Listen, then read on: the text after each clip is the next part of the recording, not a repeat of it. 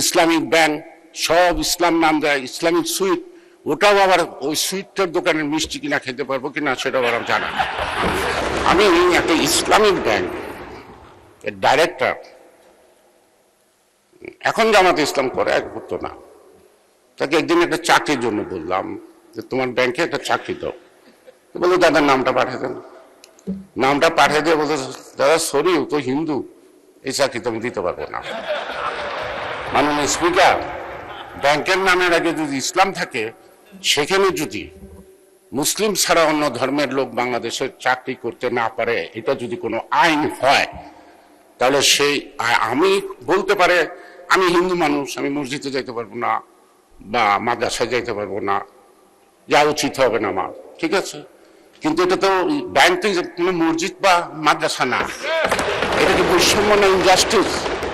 এটা কি মুসলমানের জন্য দেশ স্বাধীন হচ্ছে না? এটা সকল জাতি ধর্ম নির্বিশেষে এই ভৌগোলিক অঞ্চলে যারা জন্মগ্রহণ করছে তারা দেশ স্বাধীন করছে।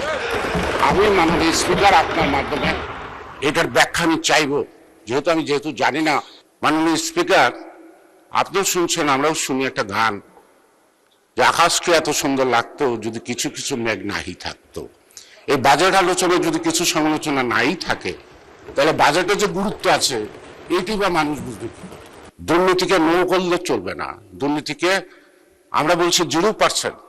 দুর্নীতিকে যদি আমরা মিনিমাম টলারেন্স আনতে পারি, তারপরেও বাজেট পরিপূর্ণভাবে বাস্তবায়ন সম্ভব হবে। আমার ঢাকা 3, আমার উপজেলা নাই, উপজেলা গেছে আরেক জায়গায়, আমাদের কোনো ঠিকানা নাই। ঢাকা ভূখণ্ড ঢাকা জেলা করুক, সে কারণেই মাননীয় স্পিকার আমার এটা প্রধান দাবি। আরেকটা বিষয় আছে মাননীয় স্বরাষ্ট্রমন্ত্রী, আমাদের দেশের মাদকের সবচেয়ে বড় চালানা সোনার বাড়ির আশেপাশ দিয়া কক্সবাজার টেকনা। আগে শুনতাম বধূ, এখন তো বধূ নাই, বধূ তো বধ হয়ে গেছে গা। এখনকার ওইখানকার দায়িত্বটা কে নিছে? বাড়ির আশেপাশের লোক। স্বরাষ্ট্রমন্ত্রী তো চেনার কথা। এতদিন ওই দ্বিতীয় মাদক আসা বন্ধ হওয়া উচিত ছিল। আইন দেওয়া কোনো কিছু হয় না, আইন কার্যকরী করার জন্য সাহস লাগে, সৎ সাহস লাগে, ইচ্ছা লাগে। সুতরাং আমাদের একটা বড় চ্যালেঞ্জ এখন বাংলাদেশে মাদক আসক্ত।